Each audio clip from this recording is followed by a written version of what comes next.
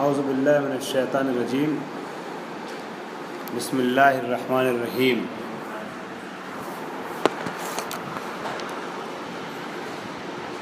وَأَمَّا الْأَوَّلُ فَإِنْ قُلْنَا بِأَنَّ الْبَيْعَ عِنْدَ الْمُتَشَرِّعَةِ حَقِيقَةٌ فِي الصَّحِيحِ وَلَوْ بِنَاءً عَلَى مَا قَدَّمْنَاهُ فِي آخِرِ تَعْرِيفِ الْبَيْعِ مِنْ أَنَّ الْبَيْعَ فِي الْعُرْفِ اسْمٌ لِلْمُؤَثِّرِ مِنْهُ فِي النَّقْلِ فَإِنْ كَانَ فِي نَظَرِ الشَّارِعِ وَالْمُتَشَرِّعَةِ مِنْ حَيْثُ أَنَّهُمْ مُتَشَرِّعُونَ وَمُتَدَيِّنُونَ بِالشَّرْعِ صَحِيحًا مُؤَثِّرًا فِي الْانْتِقَالِ كَانَ بَيَانًا حَقِيقِيًّا۔ یہ جملہ یہاں پہ مکمل ہوا ہے، وہ بھی ابھی پورے طور سے نہیں، اللہ نے اس بات کو آگے بڑھایا ہے، لیکن بہرحال پہلے مرحلے میں جملہ حقیقیاً پر آ کے مکمل ہوا ہے۔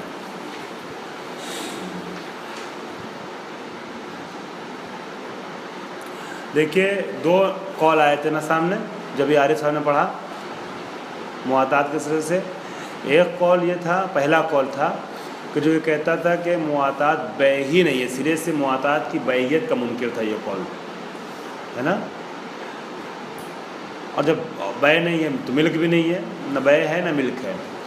دوسرا قول جس کو محقق ثانی نے پیش کیا تھا، مواتات بیع ہے ملک ہے، بس یہ ہے کہ ملک متزلزل ہے، لازم نہیں ہے نا۔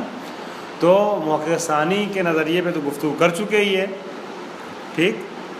اب اس کے بعد پہلے والے نظریے کو اب پیش کر رہے ہیں، ثانی کو پہلے پیش کر رہے ہیں اور اول کی تنقید اب کریں گے۔ کیا تھا نا خلافہما، کیا کلاہما خلاف الظاہر، دونوں خلاف ظاہر ہیں، تو دوسرا والا نظریہ خلاف ظاہر سے پیش کر چکے ہیں، پہلا والا نظریہ پھر پوچھ رہا ہوں، پہلا نظریہ کیا تھا مولانا؟ ہاں، بیع نہیں ہے، یہ سرے سے مواتات جو ہے وہ بیع نہیں ہے، ٹھیک۔ فَإِن قُلْنَا بِأَنَّ الْبَيْعَ عِنْدَ الْمُتَشَرِّعَةِ حَقِيقَةٌ فِي الصَّحِيحِ، اگر ہم یہ کہتے ہیں کہ بیع متشرعہ کے نزدیک اسے کہتے ہیں جو صحیح ہو، حقیقت میں ہے، جو حقیقتاً فی الصحیح، جو صحیح میں حقیقت رکھتی ہو، یعنی اسے بیع کہا جائے گا جو واقعاً صحیح ہے نا۔ بیع صحیح کو ہی بیع کہا جا سکتا ہے، اگر شرائط بیع میں سے کوئی شرط مفقود ہو تو وہ بیع نہیں ہے۔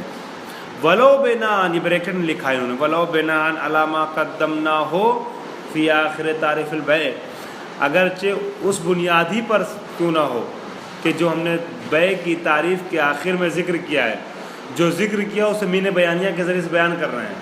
وہ کیا ذکر کیا؟ من ان البیع فی العرف اسم للمؤثر منہ فی النقل، کہ بیع عرف میں اسم ہے، نام ہے کس چیز کا؟ جو منہ یعنی من البیع، اس میں سے جو مؤثر للنقل ہو۔ بیع کسے کہا جا سکتا ہے عرف کے نزدیک؟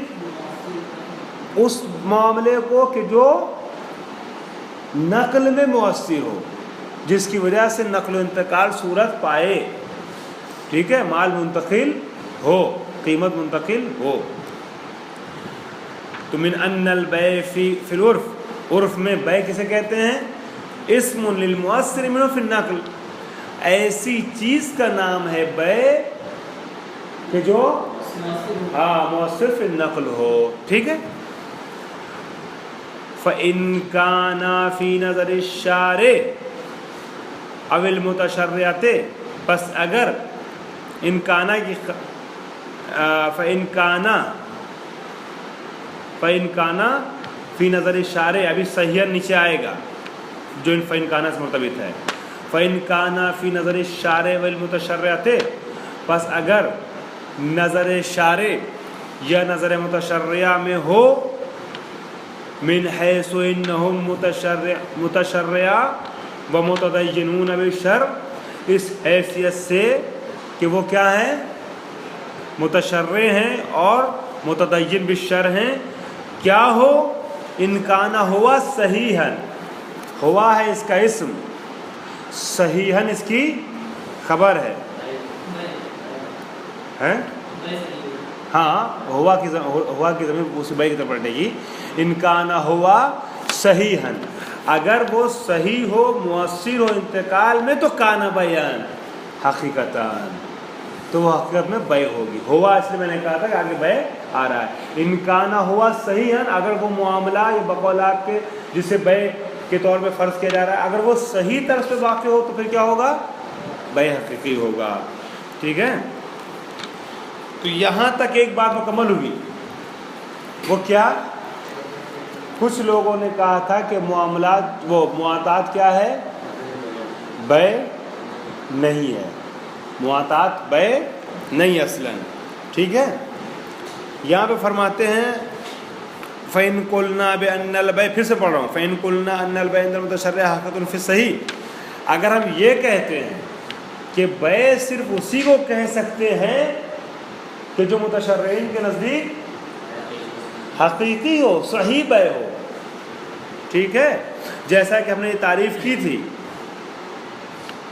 فَإِن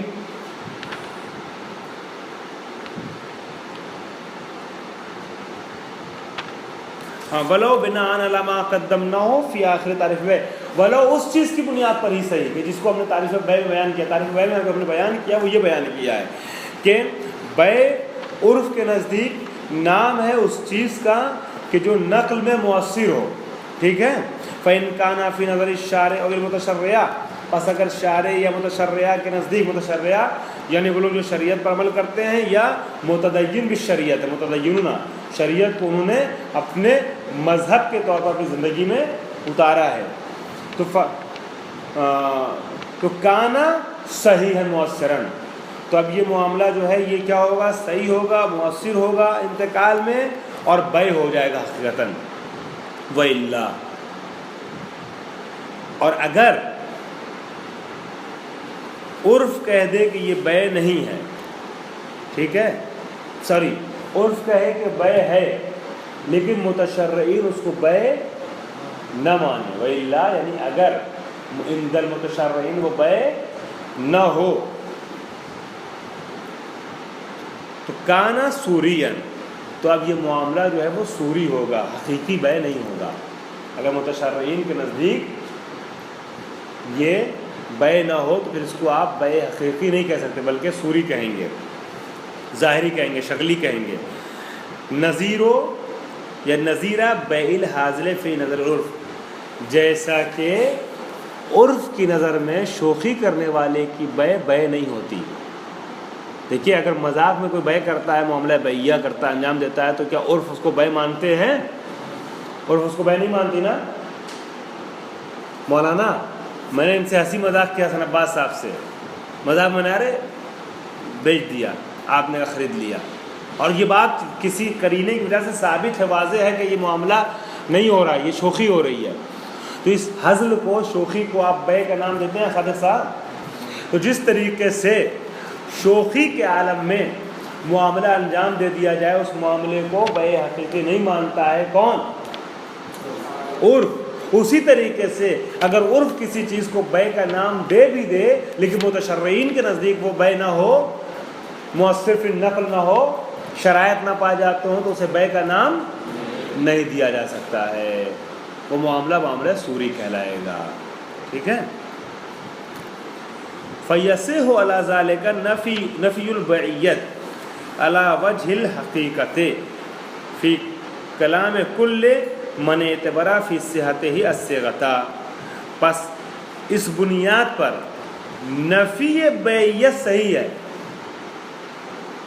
عَلَى وَجْهِ الْحَقِيقَةِ حقیقت کی بنیاد پر، یعنی بیع حقیقی واقع نہیں ہو رہی ہے، بیع حقیقی کی نفی صحیح ہے. مولانا پس یہ پتہ چلا کہ اگر متشرعین اس کو بے نہ مانے تو بے حقیقی کی نفی اس معاملے سے کیا ہے؟ صحیح ہے. فی کلام، اس کے نزدیک، اس کے گفتگو میں، فی کلام کل من اعتبرا فی صحت ہی، ہر وہ انسان کہ جو صحت بے میں اعتبار کرے، الصیغۃ ذیشان صاحب، یہ اعتبارہ کا مفعول ہے، اس میں نے آپ سے کہا تھا صیغۃ پڑھیے. ٹھیک ہے، صیغے کا اعتبار کرے جو بھی، تو جو انسان بھی بے کی صحت میں صیغے کی شرط رکھتا ہے اس کے نزدیک معاطات میں چونکہ صیغہ نہیں ہے لہذا حقیقی بے نہیں ہے یہ، ٹھیک ہے۔ اور فسرہ بلا، یا یہ کہ بے کو جو انسان عقد سے تفسیر کر رہا ہے، الدالان ہے الایجاب و قبول الدالان الی آخرہ، الایجاب والقبول الدالان تھا نا، تو جو لوگ بے کی تفسیر صیغے سے کرتے ہیں وہ ایجاب و قبول جو دلالت کریں نقل ملک پر ہیں، لأنہم، تو جو لوگ صحت بے میں صیغے کی شرط رکھتے ہیں یا صیغے ہی سے تفسیر کرتے ہیں بے کی، ان کے اعتبار سے بے حقیقی نہیں ہے، وہ معاملہ اگر اس میں صیغہ نہ پایا جائے۔ لأنہم فی مقام تعریف البیع، اس لیے کہ لأنہم فی مقام تعریف البیع، جب تعریف بیع کے مقام میں وہ آتے ہیں تو بصدد بیان ما هو المؤثر فی النقل فی نظر الشارع، تو وہ فی مقام تعریف البیع بصدد اس کوشش میں رہتے ہیں کہ بیان کریں کہ وہ ما هو المؤثر، کون سی چیز ہے جو مؤثر ہے نقل میں نظر شارع میں، ہے نا۔ اب آئیے پھر سے اس کو پیش کریں، دیکھیے دو نظریے تھے نا، ایک یہ تھا کہ بے ہے اور ایک نظریہ یہ تھا کہ معاطات بے نہیں ہے۔ اب یہاں پہ دیکھا یہ جائے گا کہ کسے واقعاً بے کہا جا سکتا ہے۔ اگر آپ یہ کہتے ہیں کہ حقیقت میں بے صرف اسے ہی کہا جا سکتا ہے کہ جو شارع کے نزدیک، متشرعین کے نزدیک بے ہو، متشرعین نے عرف نہیں، عرف پیسہ دینے اور لینے کو مثلا بے مان لے، عرف کی بات نہیں ہو رہی ہے، متشرعین نے جو باتیں بے کی تعریف میں پیش کی اس میں سے ایک چیز کیا ہے، ہاں صیغہ، ایجاب و قبول۔ تو جب ایجاب و قبول پر مشتمل معاملہ ہوگا تب وہ بے حقیقی کہلائے گا، ایجاب و قبول نہیں ہے تو بے حقیقی نہیں ہے۔ جس طریقے سے عرف کی نزدیک میں شوخی والا معاملہ بے نہیں ہوتا ہے، اسی طریقے سے ایجاب و قبول سے خالی معاملہ شارع کے نزدیک بے حقیقی نہیں بن پائے گا، ٹھیک ہے۔ اگر آپ یہ کہتے ہیں کہ وہی معاملہ مؤثر ہے کہ جس میں صیغہ پایا جائے تو یہ بات ہے، لیکن اگر آپ یہ مانتے ہیں کہ صیغے کی شرط نہیں ہے تأثیر میں، ہے نا، نقل و انتقال میں صیغہ مؤثر نہیں ہے، صرف اس طریقے سے دے دینا اور لے لینا بھی مؤثر ہے، تو پھر وہاں پر شرط صیغے کی نہیں رہ جائے گی اور پھر یہ معاطات بے بن جائے گا، معاطات بے بن جائے گا۔ اب یہاں پر فرماتے ہیں کہ لأنہم فی مقام تعریف البیع، اس لیے کہ یہ علماء جب تعریف بیع کے مقام میں پہنچتے ہیں تو بصدد، لأنہم فی مقام تعریف البیع، بصدد کس کوشش میں رہتے ہیں، بصدد بیان ما هو المؤثر فی النقل فی نظر شارع، اس چیز کو بیان کرنا چاہتے ہیں جو شارع کی نظر میں کیا ہے، مؤثر ہے، ٹھیک ہے۔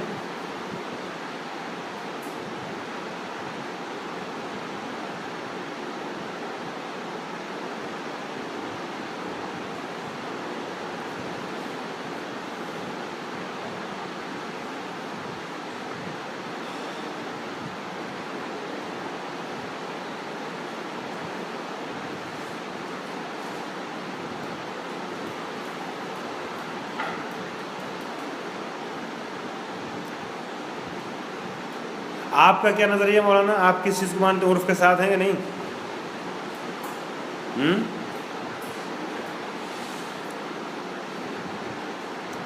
دو باتیں آ گئی نہیں یہاں پر مولانا، عرف جو ہے جو چیز نقل میں مؤثروں سے بے مانتا ہے،